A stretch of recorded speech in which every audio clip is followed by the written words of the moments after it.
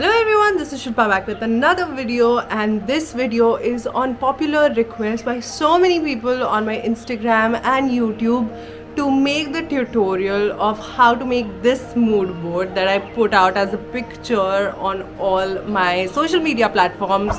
So here is the video. Let's not wait more, let's get started. If you're new here, please make sure you subscribe. It's gonna make my day. So let's get started. Now to start with, as usual, I go to Pinterest and look for various pictures just so that it's easier for you. I'm going to leave down few keywords that you can use on Pinterest so that you can find the necessary pictures there.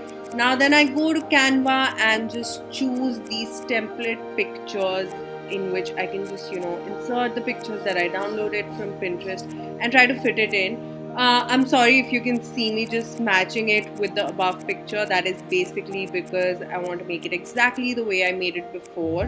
So it's just a lot of trial and error. You put your pictures in various shapes, sizes, and just see what works for you, Change the opacity and try to get some text into the mood board altogether. Here I've tried to mix, food, fashion, landscape of West Bengal altogether, and it looks pretty good.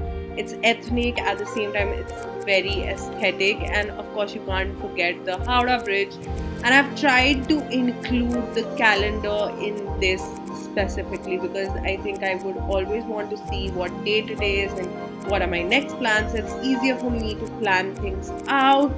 So here I just make sure that I open a calendar which is already pre-planned and formatted, and I just copy it from other format, paste it in my mood board and change the opacity to make sure it's visible enough.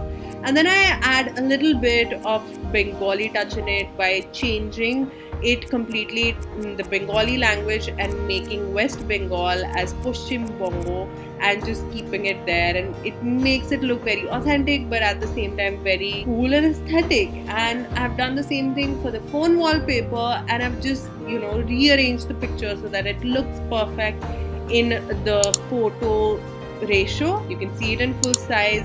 You can just play around with the opacity and the different shapes and sizes, and I think that's gonna be perfect. Hey, hope you like this video. Please make sure you comment and let me know if you like this sort of video where I give you tutorial how to make a mood board all together, because I make it anyways.